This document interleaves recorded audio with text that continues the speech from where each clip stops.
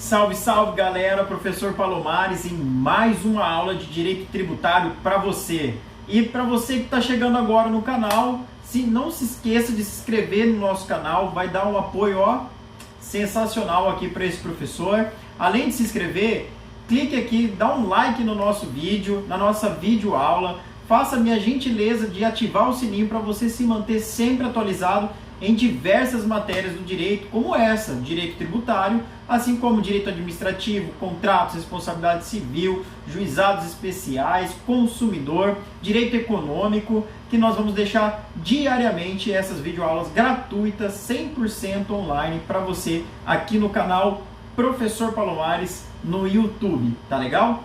Então, dando continuidade aos trabalhos aí sobre princípios do direito tributário, hoje nós vamos falar sobre um princípio que é bem interessante, que é propriamente do direito tributário, que é o princípio da isonomia, né? Então, esse princípio da isonomia, ele vai defender a ideia de que vai haver a proibição, tá? Que seja dado tratamento diferenciado a contribuintes que se encontrem em situações equivalentes.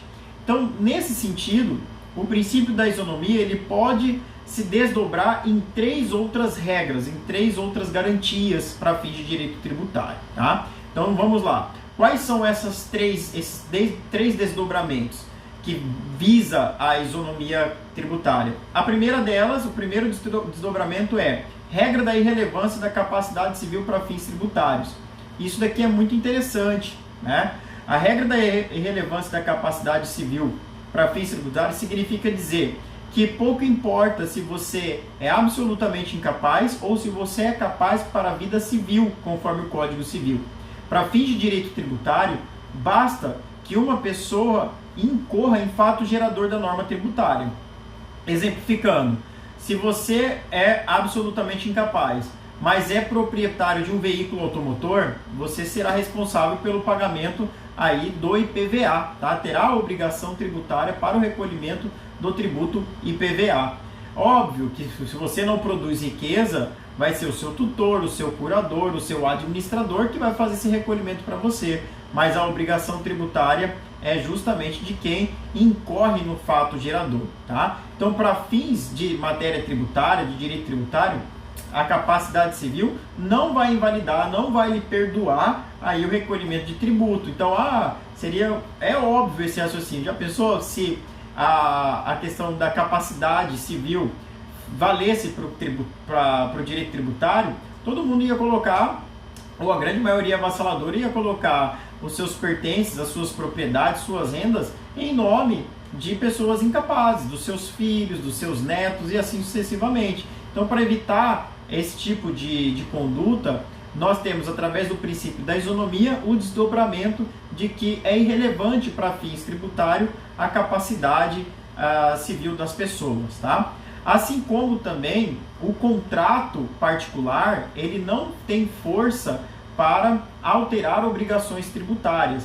Então, muitas vezes nós vemos em contratos de aluguel, né, em que o locador e o locador coloca cláusulas lá no seu contrato de locação de que o locatário ficará responsável pelo pagamento de todos os tributos, inclusive o IPTU. Então, são situações diferentes. Essa cláusula, ela gera uma obrigação civil entre as partes e não vincula a administração pública através do fisco, não vai fazer a alteração da obrigação tributária do locador, que é o proprietário do imóvel, neste caso hipotético, de ser a pessoa que tem que fazer o recolhimento tributário, tá? Isso um exemplo hipotético para vocês. Isso se aplica para IPVA, isso se aplica para todos os outros tributos, salvo raríssimas exceções em que há um permissivo legal neste sentido. Mas a regra principiológica é de que também não se altera competência tributária, não se altera obrigação tributária mediante contratos particulares, tá? E aí nós temos um outro desdobramento que vai ser também o princípio do non olet, ou seja, em tradução livre, é o princípio de que o dinheiro não tem cheiro. Esse princípio, ele nos remete à origem da expressão, né, à época da história de Roma, É um princípio já não tão novo, né? Nós estamos falando aí de algo milenar já, de um raciocínio jurídico milenar, quando o imperador Nero instituiu a taxa para a utilização dos banheiros públicos, né? Então, você ia fazer suas necessidades fisiológicas e aí você tinha que pagar uma taxa para poder utilizar os banheiros públicos, isso daí é a época de Nero. Houve também uma época em que esse tributo foi extinto, né? Então, não havia mais essa cobrança de tributo. Porém, o imperador Vespasiano, ele e seu filho Tito, né, reclamou com o seu pai. Ou seja, Vespasiano foi lá e o que ele fez? Ele falou, não, estou precisando de dinheiro, eu vou restabelecer a cobrança das taxas para você utilizar os banheiros públicos aqui no meu império. E aí Tito, seu filho, olhou aquela situação, né? Vamos dizer assim que Tito, ele tinha um pensamento bem diferenciado para a época e ele questionou o seu pai. Ele chegou e falou, pai, não é imoral a exigência deste tributo para as pessoas fazerem suas necessidades? E aí o pai dele, inteligentemente, à época, se foi imoral ou não entra a questão aqui, mas ele pegou de um lado, ele pegou um punhado de moedas que foi recolhido proveniente de tributação de outras atividades, né, como agricultura ou algo do gênero, e na outra mão ele pegou um bando de moedas, um punhado de moedas que eram provenientes do recolhimento das taxas aí dos banheiros públicos. E ele pegou as duas mãos e deu para o filho dele cheirar essas mãos, né, porque o filho dele acreditaria que esse tributo que era recolhido aí dos banheiros públicos, ele ficaria mal cheiroso, né, decorrente da atividade imoral, então ele também poderia vir mal cheiroso. E aí o pai dele demonstrou para ele que, quando ele cheirou as duas moedas, ele falou, tá vendo, filho? O dinheiro não tem cheiro. Então a célebre frase ficou conhecida como pecunia non olet, que significa dinheiro não tem cheiro, ou pecúnia, não há odor, não há cheiro, né? Então, assim, qual é a mensagem dessa história para fins de direito tributário no princípio da isonomia? Significa dizer que, para fins tributários, pouco importa a origem da atividade econômica ou dos bens que incorrerão no fato gerador. Então pode ser proveniente de uma atividade lícita ou pode ser proveniente de uma atividade ilícita, bastando que ocorra o fato gerador da atividade tributária, da obrigação tributária, e essa obrigação seja lançada pelo respectivo fisco, e aí sim gerando o crédito tributário e a ordem de pagamento, tudo bem? Então nós temos aí que, para fins de direito tributário, o princípio da isonomia, que se desdobra no pecunia non olet, significa dizer que, para fins tributários, pouco importa a origem da atividade que incorreu no fato gerador, tá? Ela pode ser uma atividade lícita ou como pode ser uma atividade ilícita. Exemplificando, se você comprou uma motocicleta e essa motocicleta ela é proveniente de furto ou roubo, e aí você comprou ela com um valor irrisório e foi lá e procedeu com o registro dessa motocicleta junto ao órgão respectivo para a sua propriedade. Então você passou a ser o proprietário dessa motocicleta e hipótese, tá? De forma hipotética. Sendo proprietário, mesmo que ela tenha sido advinda dessa propriedade proveniente de receptação, que é um crime no nosso país, né?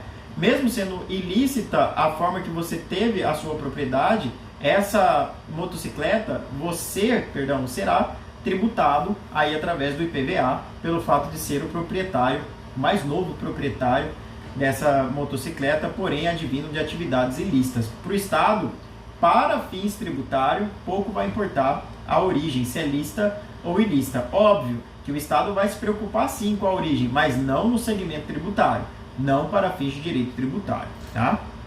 E nós temos aqui, ainda quanto o princípio da isonomia, caminhando aí para a parte derradeira da nossa aula, nós temos a questão da progressividade fiscal, que vai ser aquela técnica que utiliza as alíquotas progressivas voltadas para o cumprimento do princípio da capacidade contributiva, que é um princípio que nós também trabalhamos já em aulas aqui sobre princípios de direito tributário. Basta você procurar aí na nossa pasta de direito tributário, aulas de direito tributário, você vai achar aí todos os princípios, ou a grande maioria esmagadora dos princípios de direito tributário, para você de forma gratuita aqui no canal do Professor Palomares, tá? Então, nós temos aí a capacidade contributiva graduando a cobrança dos tributos de acordo com a riqueza revelada no sujeito passivo, tá? Então, nós vamos ter aí como um grande exemplo o imposto de renda. Quanto maior for a sua renda, maior vai ser a sua carga tributária em percentual de alíquota. Quanto menor for, menor será a sua carga tributária. Isso visando uma isonomia, um tratamento igual aos iguais e desigual de forma desiguais, trabalhando também a capacidade contributiva desses contribuintes. E nós temos também a questão da progressividade extrafiscal, que vai defender a ideia de ser aplicada visando o objetivo alheio, a tributação segundo a capacidade econômica, que é aquela situação de estímulo ou desestímulo da própria conduta da sociedade ou de determinado setor. Então eu tenho progressividade extrafiscal para desestímulo da indústria de tabaco no país, né, da fabricação do tabaco, da questão da publicidade do tabaco. Então eu vou ter alíquotas progressivas de forma exagerada para desestimular esse tipo de indústria, esse tipo de segmento no país, portanto, por questões científicas já comprovadas várias vezes, a questão da situação que o fumo e o tabaco causam na nossa saúde. Então, galera, se você está gostando das nossas aulas e não é inscrito ainda, eu não sei o que você está fazendo que ainda não se inscreveu, se inscreva no nosso canal, dá o like aqui, vai ajudar muito o Professor Palomares, para que a gente continue com esse projeto bacana de estar transmitindo aqui para vocês videoaulas gratuitas, conteúdos aqui de confiança, tá? E também que você ative o sininho para se manter sempre atualizado. Valeu!